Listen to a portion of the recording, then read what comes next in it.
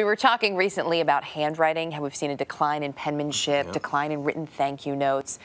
We're going to use Jeff as an example. They asked all the anchors, I should point out, for handwriting samples.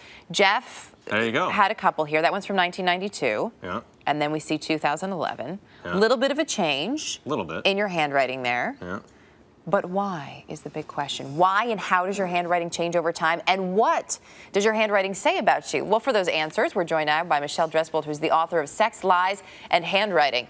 The title alone draws you in. I love the title. So what is it about handwriting? Does it actually deteriorate with age? Handwriting might deteriorate with age. Handwriting will change if you go through a dramatic physical or emotional change. So it follows everything that goes on in your brain. So you say a dramatic physical or emotional change. What kinds of things? If you're just severely depressed, if you've gone through a death, a divorce? If you're depressed, your handwriting will change. If you're going through a divorce, it might change. If you're getting ill, it will change. You can monitor your health both emotionally and physically by looking at your handwriting. When you say getting ill, you mean developing something fairly serious like Alzheimer's, correct? Yes, you can tell if someone has Alzheimer's through handwriting or arthritis. Example, on the screen right now, can we see this? Oh, there we go. You can see, you can't write anymore. Notice this handwriting. This is somebody who has arthritis. When they try to make angles, curves, they start to get angular. And that's one of the signs of an arthritic handwriting. Interesting. They get all kinds of angles in handwriting. It's no longer smooth. Wow. And Alzheimer's. And then the Alzheimer's one we have as well. What are some of the changes that you're seeing in here? Well, this is Ronald Reagan's handwriting. If you look, things will start to blob up in handwriting. You'll get blobs and the handwriting will no longer be smooth. It will have these dark blobs in it. And this is a sign that somebody is getting Alzheimer's. Mostly Alzheimer's, you will only see little things until the very end, and then the handwriting deteriorates completely. Right, and then when you look back, of course, too, it all makes sense. When you talk about some of the other changes, though, something like depression or you're going through a tough time, so is that just a temporary change to your handwriting, or will that change stay with you? It depends. If it's something that's temporary, it will only be temporary. Okay. If it's something that's all the time in your handwriting, it will be there. Let's look at these two handwriting samples. We have two artists, Van Gogh, and we also have Picasso. Who are these guys? Well, the downhill... Seem like total unknowns. Well, yes, I'm not even sure why we're analyzing this. Notice we have a downhill writing and an uphill writing. Downhill writing shows down, depression. Uphill is optimistic. So Van Gogh's is going down a little bit. We all know he had some issues. You know. He had some issues. There was the ear incident. Little ear incidents of chopping off. Uphill handwriting positive.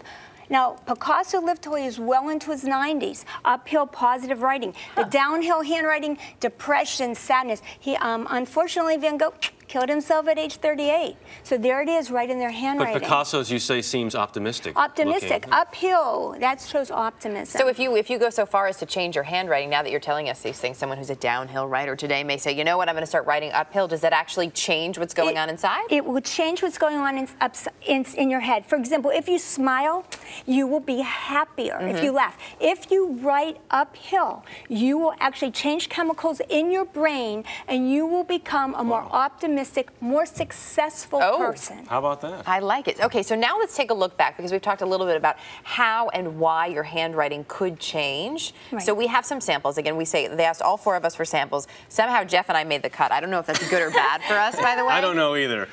We're about to find out, I guess. You were much better, much more proactive with the assignment, because you got a letter from 1992. Right. Yeah, 91 or 92. It was. I was in France at the time, and I sent a number of letters back to my parents and friends and grandmother. And I think the one on the top is just the beginning of the letter. I think it was a 3 or 4 page letter I wrote to her. But you see, I mean, bonjour. What a good grandson. Right, good grandson. You know what? You had drastic change from 1992 to 2011.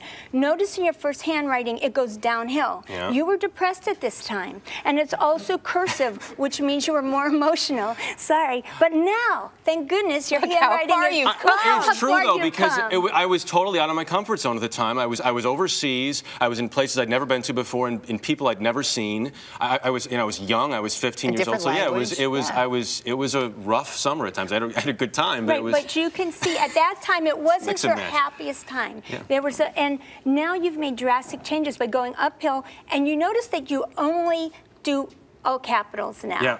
That's how my dad writes too. I've like really? taken, yeah, I always wondered, my dad always wrote in all caps when he was younger, and I always thought it was weird. And now that's what I do. Now you do it. My husband does the same thing. Do you know more men write in all caps? I always thought it was a man thing because you tend to have worse handwriting. We do want to really quickly look too at look this. at you. This is your handwriting. Your handwriting hasn't changed that much. It's that nice, rounded, female type of handwriting. That's when it's neat. It's not always neat, I should point out. But, you know, you do some actually weird things in here, and I saw them before.